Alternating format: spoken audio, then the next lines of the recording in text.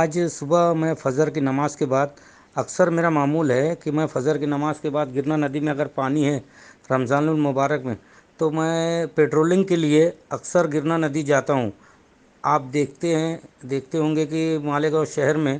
جب بھی ماہ رمضان آتا ہے تو فجر بعد چھوٹے چھوٹے بچے اسکول کے بچے گرنا ندی پہنچ جاتے ہیں نہانے کے شوق کے لیے، اور نہانے کی کوشش کرتے ہیں اور اس میں حادثہ ہو جاتا ہے۔ تو اکثر میرا معمول ہے کئی سالوں سے کہ میں جب بھی ایسا کوئی رمضان المبارک کا اپنا مہینہ رہتا ہے یا پانی گرنا ندی میں رہتا ہے تو فجر کی نماز کے بعد پیٹرولنگ کرتا ہوں، اور جو چھوٹے چھوٹے بچے رہتے ہیں ان کو ہٹا کر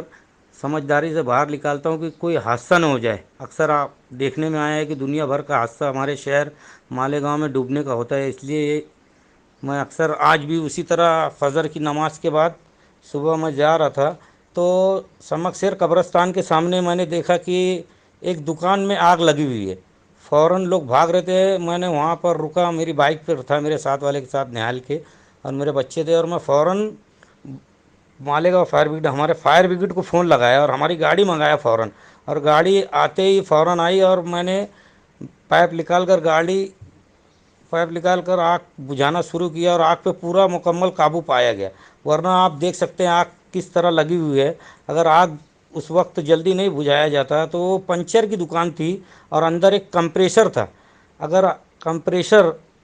پھٹ جاتا تو کوئی جانی نقصان یا زخمی کوئی ہو سکتا تھا، لیکن اللہ کا احسان تھا کہ میں ادھر سے جا رہا تھا اور میں نے ہماری گاڑی منگا کر فوراً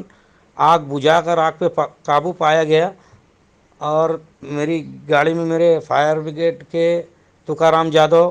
ڈرائیور عابد خان اور کچھ ماندن کرمچاری تھے۔ آگ پہ قابو پایا گیا، اور دکاندار کا نام عقیل احمد